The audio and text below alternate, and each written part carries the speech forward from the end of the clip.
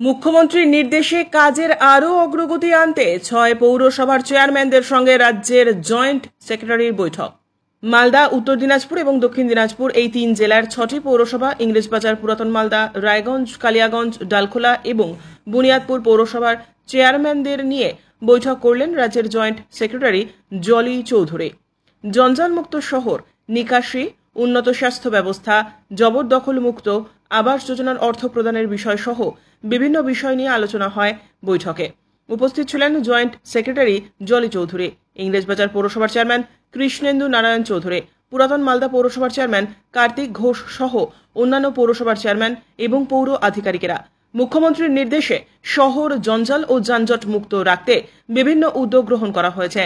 বিভিন্ন পৌরসভার চেয়ারম্যান এবং কাউন্সিলরেরা সাধারণ মানুষকে যাতে পৌরসভার বিভিন্ন পরিষেবা দিতে পারেন তা নিয়ে বৈঠকে আলোচনা হয়। মাননীয় মুখ্যমন্ত্রী আপনারা জানেন যে শহরের পরিষেবাকে আরো ভালো করে মানুষের কাছে পৌঁছে দেওয়ার জন্য যে উদ্যোগ নিয়েছেন, সেই উদ্যোগে আমাদের জয়েন্ট সেক্রেটারি জলি চৌধুরী এবং তার সহকর্মী নিয়ে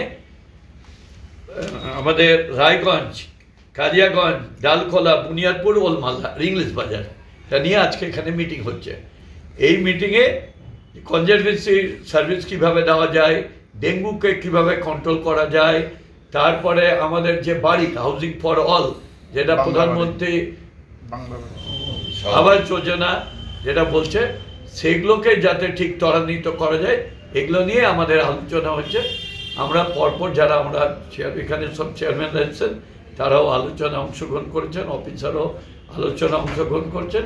যেটা আনন্দের খবর আপনাদের বলছি, আমরা রোববার করে চালাচ্ছিলাম না, পরিষ্কার করছিলাম না লেবারের জন্য। সেটা বললো রোববারও পরিষ্কার করতে হবে, দরকার পড়লে রাত্রেও সাফাই অভিযানে নামতে হবে। মানে যে দোকানদার আছে নোংরা ফেলে দিচ্ছে বিভিন্নভাবে, সেগুলোকে পরিষ্কার করতে হবে।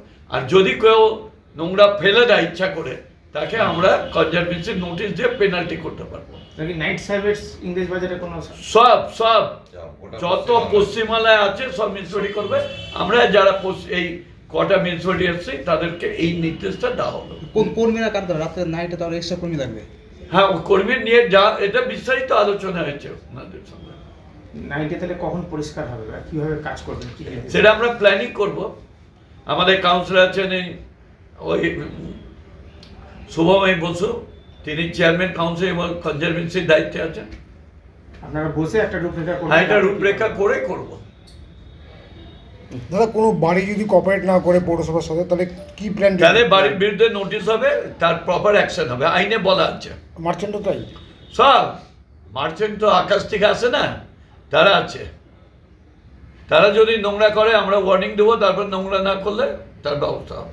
বিভিন্ন প্রকল্পে বিভিন্ন পুরসভা কি ধরনের কাজ করেছে, কার কত টার্গেট অ্যাচিভ হয়নি বা করতে হবে, এইসব নিয়েও আলোচনা হচ্ছে। এটা নিয়ে যে হাউজিং নিয়ে ইংরেজবাজারের পারফরমেন্স কি অবস্থায় আছে? ভালো পারফরমেন্স। ইংরেজবাজার না, যে কটা মিউনিসিপালিটি বলো সকলেরই 100% ভালো পারফরমেন্স।